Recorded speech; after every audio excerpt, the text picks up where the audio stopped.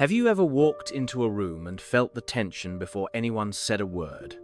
No argument, no mistake, no history. Yet somehow, someone looks at you like you've already done something unforgivable. They're cold, distant, sharp with their words, and the question starts echoing in your mind, what did I do wrong? Here's the truth most people never tell you. Sometimes, the problem was never your behavior. It was your presence.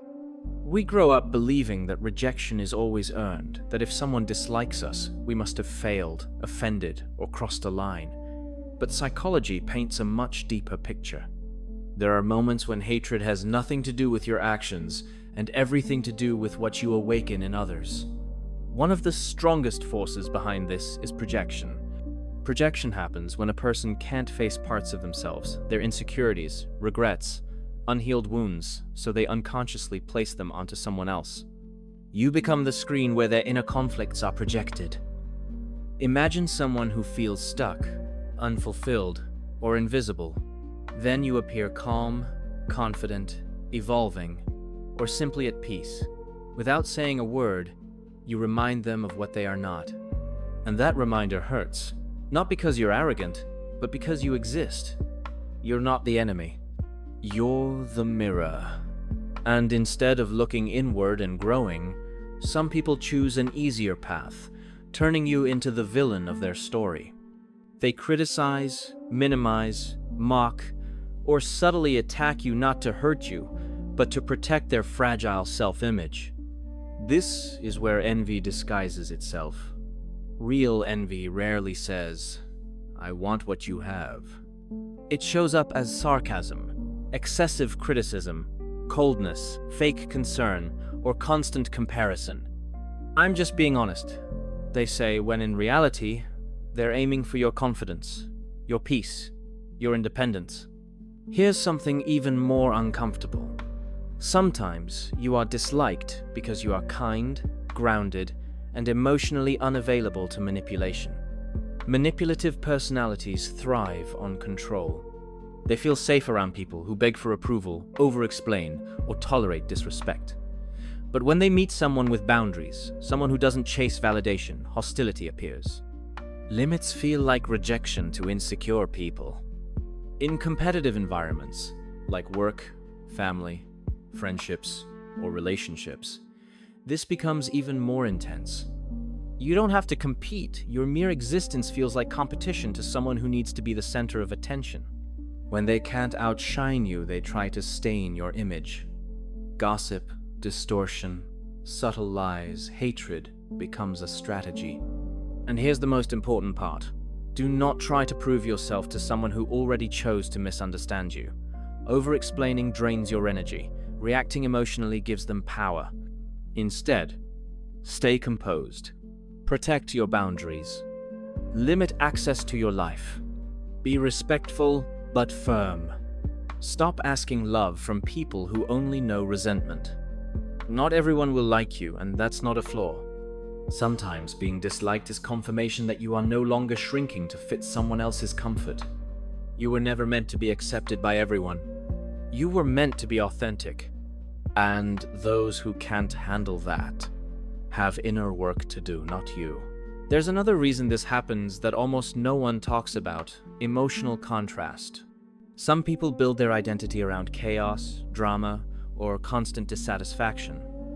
When someone calm, self-assured, or emotionally regulated enters their space, it creates discomfort.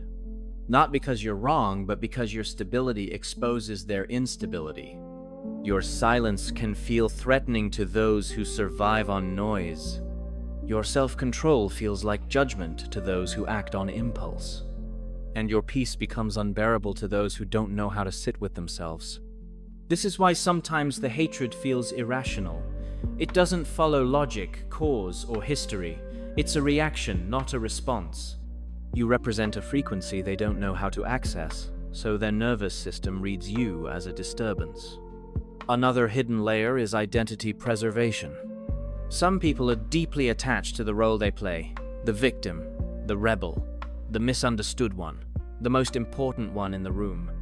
When you arrive and don't validate that role, you threaten their narrative, and when a person's story is threatened, they defend it aggressively. Notice how this kind of dislike often escalates when you stop explaining yourself, when you stop trying to be liked, when you stop shrinking. That's not coincidence. That's resistance. There is also a harsh truth many avoid. Not everyone wants harmony. Some people need friction to feel alive. They bond through criticism, gossip, and opposition. If you don't participate, you become the outsider not because you're wrong, but because you refuse to play. And here's a powerful reframe. Being disliked without cause is often a sign that you've stepped out of emotional dependency. You no longer require approval to feel safe. That independence silently challenges people who still live on external validation. This is where wisdom comes in. You don't confront every misunderstanding. You don't correct every false narrative. You don't chase every lost connection. Maturity is knowing that clarity is wasted on those committed to distortion. Instead, you observe patterns. You notice who drains you, who competes with you, who subtly undermines you. And then you choose distance, not out of bitterness, but out of self-respect. Some people won't like you because you remind them of a path they avoided. Others will dislike you because you took responsibility for your life and they didn't. And some will simply hate you because you refused to become smaller so they could feel bigger. Let them feel what they feel. Your job is not to be digestible. Your job is to be whole. And if your presence makes certain people uncomfortable, maybe it's not a curse.